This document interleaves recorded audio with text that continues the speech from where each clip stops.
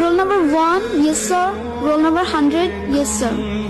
অতঃপর শেষবারের মতো বন্ধ হলো হাজিরা খাতাটা।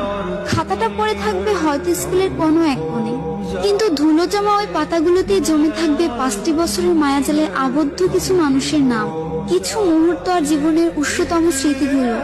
কোনো একদিন এভাবেই শেষ হয়ে যাবে আমাদের স্কুল জীবন। আগে স্কুলে যাওয়ার জন্য কত বাহানা, কত অজুহাত খুঁজতাম। ক্লাস 8-9 ওঠার পরে এমনটা ভাবতে লাগলাম, এই ভালো সময়টা যেন কখনো না ফুরায়। স্কুল থেকে যখন একসাথে বাসায় ফিরতাম, শেষ হয়ে যেত রাস্তা, কিন্তু ফুরতো না আমাদের কথা। সাক্ষী ছিল লাস্ট বেঞ্চ, সাক্ষী ছিল রাস্তা, আমাদের ফেলে আসা হাজারো রূপকথা। ফাইনালি চলে আসলো বিদায়ের সময়। স্কুলে প্রথম দিনটা আর শেষ দিনটা একই ছিল। চোখে জল ফেলেছিলাম 2 দিনই, কিন্তু কারণটা ছিল একেবারে আলাদা। একটা যাবার আনন্দ আর একটা বিদায়ের ব্যথা। হঠাৎ পুরনো স্ট্যাটাস গুলো ঘেটে দেখবেন, কমেন্ট করা অনেক বন্ধুই আপনার এফবিতে নেই, এমনকি আপনার লাইফেও নেই। মেসেঞ্জারে পিছিয়ে পড়া মেসেজগুলো যখন পড়বেন, হয়তো কারোর জন্য চোখের পাতা ভিজে যেতে পারে নিজের অজান্তেই। হঠাৎ ভার্চুয়াল জগতে প্রিয় হয়ে ওঠা বন্ধুটিও একদিনে হারিয়ে যেতে পারে।